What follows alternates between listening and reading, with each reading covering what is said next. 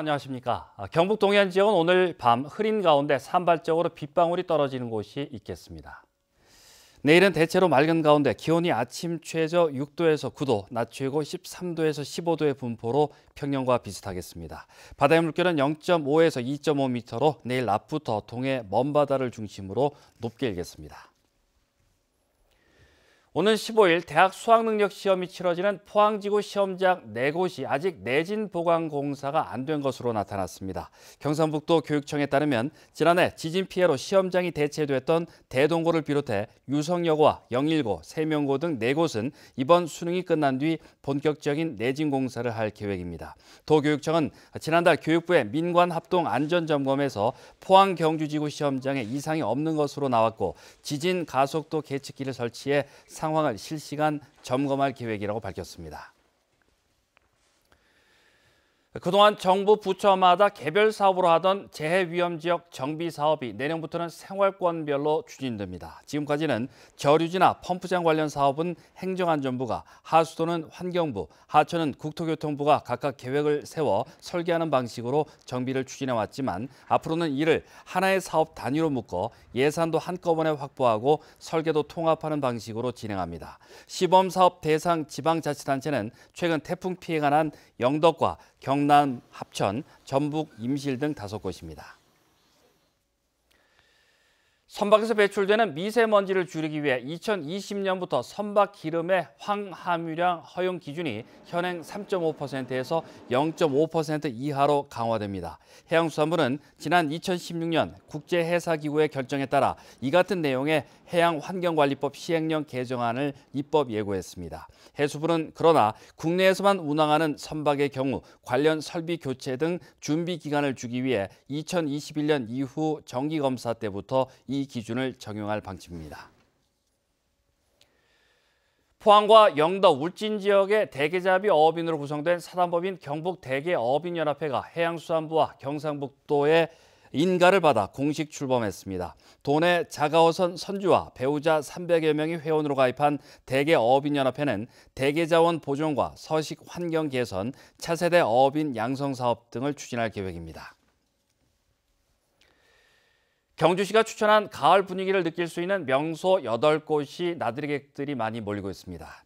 은행나무로 유명한 곳으로는 통일전에서 불국사로 가는 은행나무길과 도리마을 은행숲, 그리고 360년 된 운곡서원 은행나무입니다. 또 무장봉 억새길과 계림숲, 경북산림환경연구원, 출영제 왕의길과 양남 파도소리길도 가을 나들이객들이 많이 찾는 명소로 주목받고 있습니다. 제15회 전국 울진 트라이애슬론 대회가 오늘 기성면 구산해수욕장 일원에서 펼쳐졌습니다.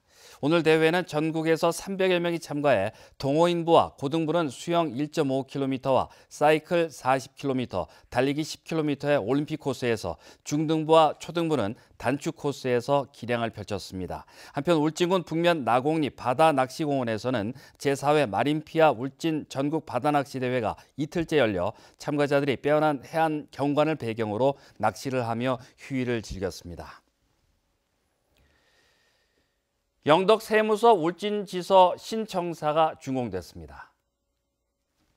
영덕 세무서는 울진 지역 민원인들의 편의를 위해 사업비 31억 원으로 기존 울진지서 건물을 2배 증축하고 장애물 없는 생활 환경 인증과 태양광 발전 등 친환경 시설도 갖췄습니다. 한편 영덕 세무서는 태풍 콩네이 피해를 입은 지역 납세자 700여 명에게 28억 원의 국세 납세를 유예했습니다. 울릉군 농업인회관이 울릉읍 사동리에 30억 원의 사업비가 투입돼 준공됐습니다. 연면적 990제곱미터의 2층 규모로 건립된 울릉군 농업인회관에는 농업인 단체 사무실 외에도 농업인들이 식품 개발 등 전문 교육을 받을 수 있는 슬로푸드관과 6차 산업관도 갖춰졌습니다.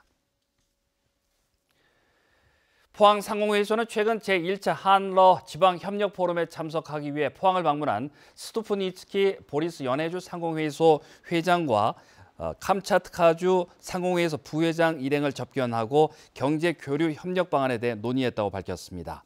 이 자리에서 연해주 상공회의소 측은 내년 5월 러시아 전체 관광업계가 참여하는 태평양 관광 포럼과 제2차 한러 포럼에 포항 상공회의소가 참여해 줄 것을 요청했고, 캄차트카주 상공회의소 일행은 캄차트카주와 포항은 모두 수산물이 풍부한 지역이라며 자매 결연을 추진하고 싶다고 밝혔습니다. 경주시는 6억 8천여만 원을 들여 노후 슬레이트와 지붕 개량 사업을 추진합니다. 지원 대상은 노후 슬레이트 처리 168가구와 지붕 개량 40가구며 지원 범위는 가구당 최대 336만 원입니다. 경주시는 이달 말까지 읍면동 사무소에서 신청을 받아 내년 2월에 대상 가구를 선정해 철거 일정을 확정합니다. 경상북도는 스포츠 레저 시설인 짚라인 5곳을 대상으로 안전과 인력 운영 실태를 점검했습니다. 최근 동해안을 중심으로 짚라인 설치가 잇따르고 있지만 안전 기준 마련과 정기 점검 등이 법적으로 의무화되지 않아 관리 강화가 필요하다는 지적이 잇따르고 있습니다. 한편 경상북도는 최근 짚라인 안전 관리와 관련된 3건의 제도 개선 사항을 마련해 정부에 건의했습니다.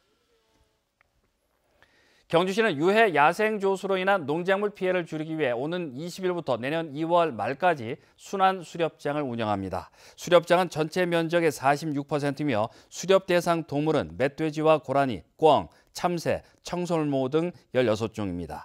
경주시는 심사를 거쳐 478명에게 포획 승인권을 발급했고 수렵 지역 출입 자제와 입산과 등산하는 주민들의 주의를 당부했습니다. 이상으로 포항 MBC 뉴스를 마칩니다. 고맙습니다.